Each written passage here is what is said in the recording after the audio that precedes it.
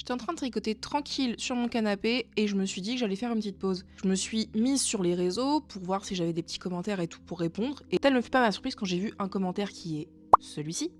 Oui, ça part sûrement d'un bon sentiment, mais ce genre de commentaire, c'est tellement pas utile.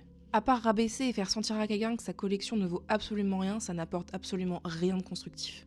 Toutes les plantes sont belles et elles n'ont pas besoin d'être rares aux yeux des inconnus. On fait pas ça pour prouver, on fait ça pour partager. Donc je me suis dit que j'allais faire une petite vidéo pour montrer ce commentaire et expliquer, parce que je trouve que c'est vraiment le problème sur les réseaux, de toujours vouloir dire que ce que les gens font c'est nul et de toujours avoir la sensation qu'on doit prouver. Je trouve que vraiment dans le monde des plantes, depuis que j'ai mon compte, ça m'est peu arrivé, mais ça m'est déjà quand même arrivé où des personnes me disaient « Mais non, mais c'est nul, enfin, c'est pas comme ça que c'était dit, mais c'était comme ça que c'était ressenti en tout cas de ma collection ne vaut pas la peine d'être montrée.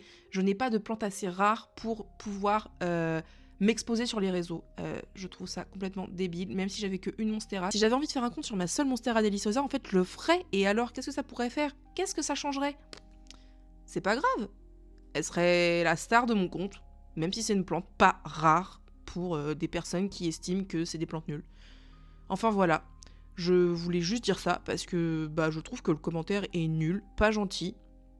Et voilà, et je continuerai de montrer mes plantes, même quand c'est pas des plantes rares. Qu'est-ce qu'on s'en fiche? Ça peut toujours faire découvrir à des personnes qui ne connaissent pas. Même, comme je le disais, reprenons l'exemple de la petite Monstera. Quelqu'un qui connaît pas du tout les plantes et qui découvre une Monstera, et ça se trouve, il va soit la détester, soit l'adorer, mais qu'elle soit rare ou pas, je pense qu'il s'en fiche. Donc voilà, c'est tout ce que j'ai à dire. Maintenant, je vais retourner à mon petit tricot, et la prochaine fois que j'ai envie de montrer mes plantes pas rares, je montrerai mes plantes pas rares. Dites-moi ce que vous en pensez dans les commentaires.